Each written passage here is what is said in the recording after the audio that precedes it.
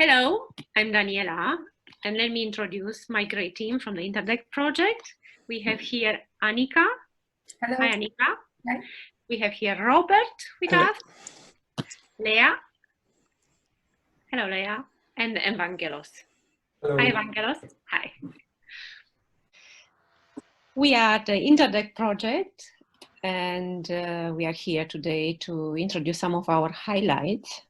The InterDec project focuses on the potential of subseasonal-to-decadal-scale interregional linkages to advance climate prediction.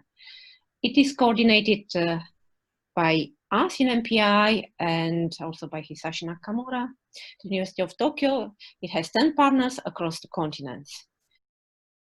One of the core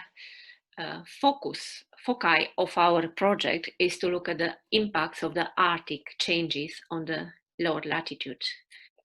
When we have started the project in November 2016, the nature has offered us a great opportunity to pursue this research. These were times when the temperature over the Arctic were almost 20 degrees higher than the normal climatological average. So the newspaper were quoting that the Arctic is boiling. What we have found out is that the record blocking activity was observed in the time over the Ural region. And these successive events of record-breaking blocking activity were actually the drivers of this cold weather over Eurasia in the autumn 2016 and early winter.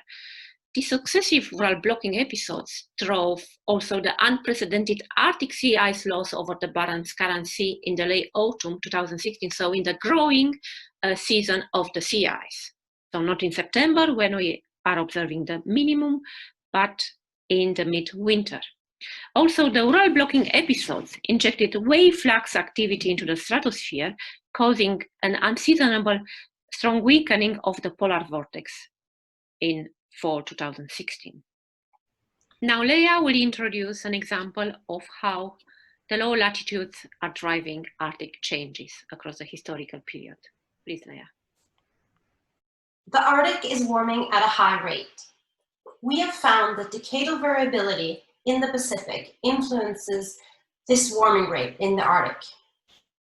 When the Pacific surface warms in this red horseshoe pattern, this leads to a warming in the Arctic through two mechanisms. First of all, more warm and moist air is transported from the Pacific into the Arctic. And secondly, the polar vortex in the stratosphere weakens. For instance, between the years 1910 to 1940, the Arctic warmed by around 1 degree. We've found that the Pacific contributed to 50% of the Arctic warming during this period. These results increase our understanding of present Arctic climate change, but it can also help us understand what will happen in the Arctic in the future. Thank you, Leah. Now, Annika will introduce us to her research on the multi-year predictability of the North Atlantic. Predicting climate variation several years into the future is valuable for political and private sector decision-making. And it is the long-term memory of the ocean that enables such multi-year predictions. Therefore, knowing the state of the ocean is of great importance. In our model experiments, we achieve a realistic ocean state by prescribing the observed wind stress. The resulting forecast scale is especially high for the extratropical North Atlantic sea surface temperature. Even the forecast for year 7 reproduces the observed variability. In the model, it seems that the wind anomalies influence the upper ocean circulation.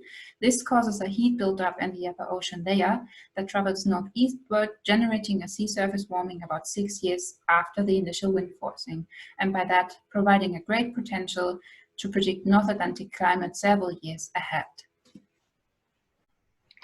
Thank you, Annika.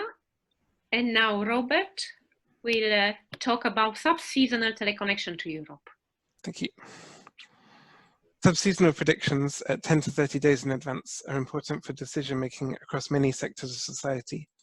At such lead times, weather regimes are a good way to map out predictions at an appropriate spatial scale. For example, the NAO-negative regime brings cold temperatures to Northern Europe, which can lead to more extreme hospital admissions and mortality events, as well as higher electricity demand. The lower wind speeds can also lead to reduced renewable wind energy production. We have been investigating teleconnections, which are remote weather connections from the tropics. The Madden-Julian oscillation is a moving band of enhanced and suppressed rainfall in the tropics. In our work, we have shown that El Niño and La Niña conditions strongly modulate these teleconnections. Thank you, Robert. That was a great overview on the two-way linkages between the Arctic and low latitude and subseasonal to multi-year predictability over the North Atlantic European region. Thank you all for making this great movie and having a lot of fun in our project. Yeah, maybe we clap. Yay!